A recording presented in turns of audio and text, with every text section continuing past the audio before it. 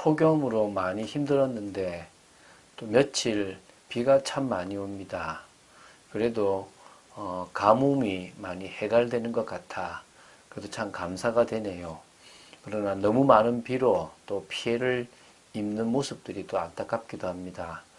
우리가 걸어가는 길들에 이런 일 저런 일들이 많이 일어나지만 그 모든 것들을 주관하시는 하나님, 그 모든 것 속에서 당신의 계획을 이루시며 온전히 주님만을 바라보기를 원하시는 그 주님을 오늘도 믿고 또 믿음으로 나아가는 여러분 되시기를 주 예수 그리스도 이름으로 축원드립니다.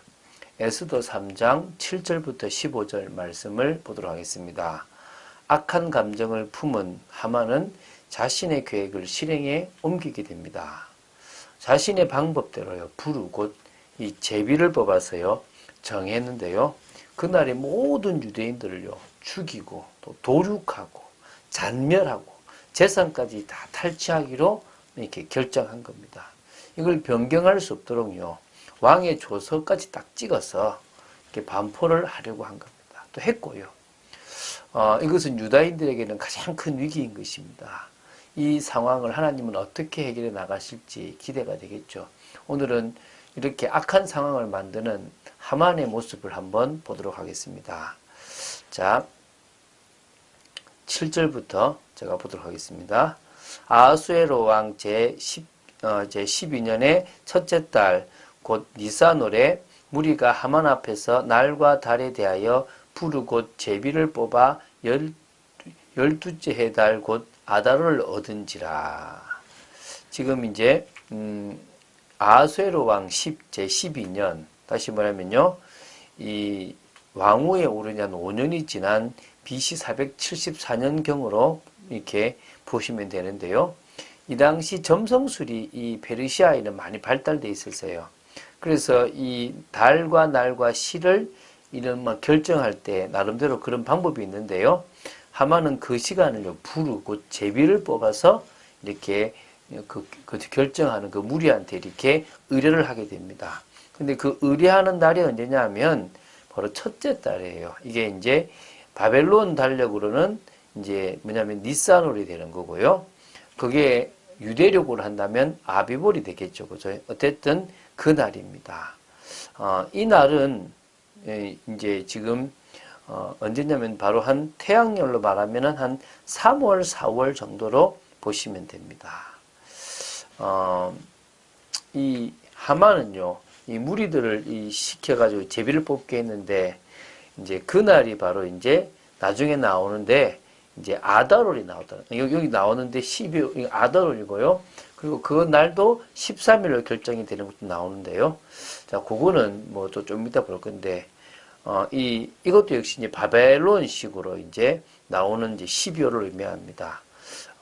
이게 나중에 이제 히브리어 달력으로 이제 좀 이제 그 히브리어로 편입이 되는데요. 한 2월, 3월 경으로. 그러니까 다시 말하면 다 죽이기로 한 때가 2월, 3월입니다. 그럼 지금요.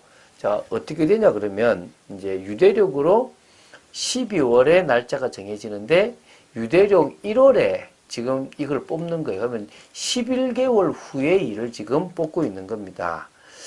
이게 사실은 확실하게 준비를 해서 그날에 죽이려고 한 건데 사실은 오히려 유다인들이 너무나 자신을 잘 방비할 수 있는 기회를 만들어 줬다라고 볼 수도 있습니다. 자, 8절을 보겠습니다. 하만이 아하수에로 왕에게 이르되 한 민족이 왕의 나라 각 지방 백성 중에서 흩어져 가는데 그 법률이 만민의 것과 달라서 왕의 법률을 지키지 아니하오니 용납하는 것이 왕에게 무익하니이다. 이제 하만은 지금 왕에게 유다인들을 모함하고 있는데요. 이 제국 내에 흩어져 사는 이 한 민족이 있는데 이 민족은 왕의 법을 지키지 않고 자신들의 법을 지키고 있다라는, 그래서 무익하지 않다라고 얘기합니다. 사실 그런 것도 있어요. 유대인들은 어디 가든지 간에 그 나라 법보다는 하나님의 법인 율법을 가장 우선시했습니다. 그러나 그 법이 페르시아의 법하고 충돌하지 않았기 때문에 그들이 지금까지 살아가는데 아무 문제가 없었습니다. 그런데 이 하만이 그런 어떤 말도 안 되는 부분을 모함을 삼아가지고 이제 뭡니까? 거짓 증거를 통해서 죽이려고 하고 있는 겁니다. 왕이 옳게 여기시거든 조서를 내려 그들을 진멸하소서. 내가 은 1만 달란트를 왕의 일을 맡은 자의 손에 맡겨 왕의 금고를 드리리이다 하니. 이제 지금 왕에게 이제 조서를 내리려고 하는데요. 이제 뇌물을 바쳐요. 이 뇌물로 바치겠다 하는 게 1만 달란트입니다. 이거는 천문학적 금액이라고 볼 수 있습니다. 물론 금 1만 달란트가 아니라 은 1만 달란트라고 하니까 사실은 조금 더 작은 액수가 되겠지만요. 달란트는 중량을 나타내는 무게 단위인데요. 이게 한 34kg쯤 돼요. 어떤 사람은 56까지 된다고 그래요. 그럼 1만 달란트라는 것은요. 34만 한 2,700kg 이 정도 하여튼 한 34만 kg 되는 이 엄청난 겁니다. 이 그리스 역사가 헤로도투스의 기록에 의하면요. 이 금액 정도가 얼마냐면 페르시아가 1년에 거둬들이는 총 금액, 세금의 3분의 2에 해당되는 금액이라고 얘기합니다. 엄청난 금액이죠. 이걸 왕에게 뇌물로 주겠다고 하는 겁니다. 그리고 승인을 받겠다는 거죠. 왕이 반지를 손에서 빼어 유다인의 대적 곧 아각 사람 함므다다의 아들 하만에게 주며 이르되 그 언을 내게 주고 그 백성도 그리하노니 너의 소견에 좋을 대로 행하라 하더라. 이제 이 페르시아의 옥새를 주는데요. 이게 이제 끈으로 매달리고 허리에 차는 원통 형태가 있고 반지 형태가 이 두 가지 형태가 있는데 아수에로 왕은요 반지 형태를 가지고 있다는 겁니다. 그 반지를 빼어줬다는 말은 날인해라 이 말이겠죠, 그죠? 그래서 이제 한번 승인하면 변개치 못할 정도의 성격을 가지고 있다는 거죠. 그러면요 오늘 표현 보면요 이 11절에 그 은을 내게 주고 이게 얘기하는 거 보면요 은을 거절한 것처럼 보이는데 그렇게는 보기 어려워요. 이 4장 7절하고 7장 4절에 보면요 이 돈을 정확하게 다 수요해서 하닥에게 말을 했다 그러고요. 7장 4절에는 에서더가 우리는 지금 이 팔렸다, 돈에 팔렸다라는 이런 고백을 하거든요. 그래서 사실은 아하수에로 왕은 그 돈을 받게 돼 있는 겁니다. 그럼 왜 이런 말을 쓰냐 그러면요.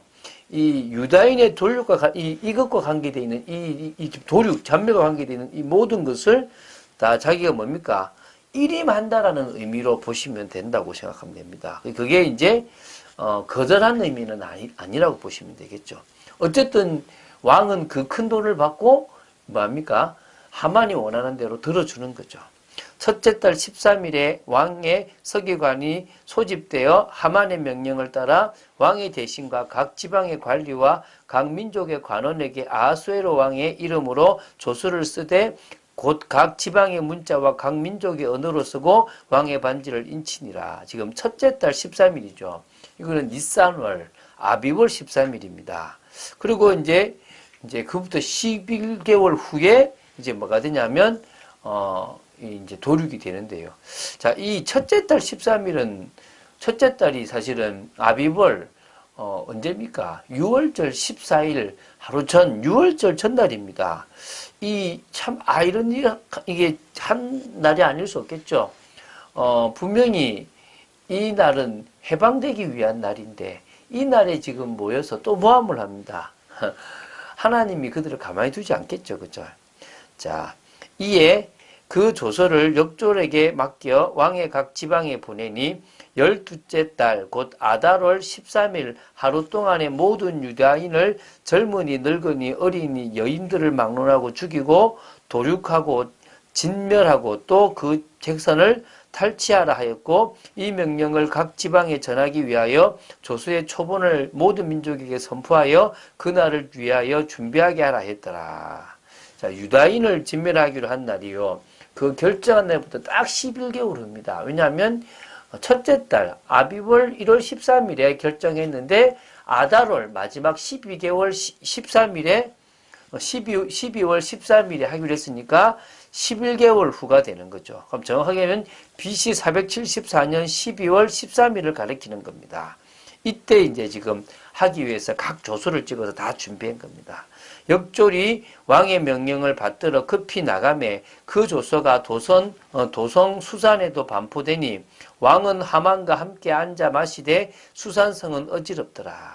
지금요, 이게 확 역졸들을 해서 쫙 퍼져나가는데, 당연히 가장 가까이 있는 이 도성, 그곳에 있는 도성에서 반포됐겠죠. 그러니까 수산성은 어지럽습니다. 이유가 뭡니까? 그 당시 유다인들이 이 페르시아에 한 70만 정도가 있다고 하는데, 소수민족이죠. 여러 소수민족 중에 하나인 겁니다. 이 민족이 지금 타겟이 된 자체를 지켜보는 다른 민족들이 야, 밑보이면 안 되겠다. 우리도 저렇게 될 수 있겠다라고 수근수근 야, 저 어떻게 되느냐 하면서 이렇게 이게 뭡니까? 되게 어지럽고 말거리가 되고 막 이 시장이나 어디든지 그 이야기거리가 되는 거겠죠. 그런데 뭡니까? 왕과 하만은 앉아서 마신 잔치를 벌고 있는 참 잔인한 모습들이 지금 이 저자인 엑스더서의 저자에 의해서 지금 기록되고 있다고 보시면 되겠죠. 자, 이런 얘기를 하나님이 만드신 것은 아닙니다. 이 세상 신인 사단이 믿는 자들을 핍박하기 위해 가지고 하만과 같은 악한 자의 마음과 생각을 틈타서 이런 일을 벌입니다. 그런데 하나님은 이런 자들의 일을 통해서 당신의 뜻을 이루시고 하나님의 백성이 어떻게 보호되는지를 보여주십니다. 우리도요, 이걸 알고 있다면 이제는 어떤 경우에도 담대하게 하나님의 뜻을 이룰 수 있을 거라 믿습니다. 그래서 우리는요, 그 은혜와 그 하나님의 역사를 알기 때문에 헌신합니다. 근데 그 헌신이 실패하지 않기 위해서는요, 진정으로 하나님이 기뻐하실 수밖에 없는 참 헌신을 해야 되는 겁니다. 그 헌신을 할 수 있는 자체가 은혜로 시작되는 겁니다. 우리의 모든 것이 은혜로부터 시작된다면 가장 큰 헌신이 되어질 줄로 믿습니다. 그럴 때 성령의 역사 속에서 하나님이 기뻐하시는 교회가 될 줄로 믿습니다. 우리는 현장을 치유하고 변화시키는 믿음의 사람들로 서야 될 줄로 믿습니다. 그런 축복을 누리는 오늘 하루가 되시기를 주 예수 그리스도 이름으로 축원드립니다. 주는 그리스도시요 살아계신 하나님의 아들이심을 고백합니다. 하만은 자신의 계획대로 철저하게 자신의 사람들과 같이 이 모든 것들을 진행하시지만 하나님은 이 모든 것들을 가장 선으로 바꾸심을 저희들은 보게 됩니다.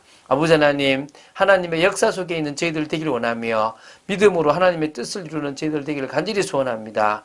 정말 참된 헌신이 될 만큼 참된 치유 역사가 일어날 만큼 오늘도 우리의 삶에 역사하여 주시옵소서. 주 예수 그리스도 이름으로 기도드립니다. 아멘.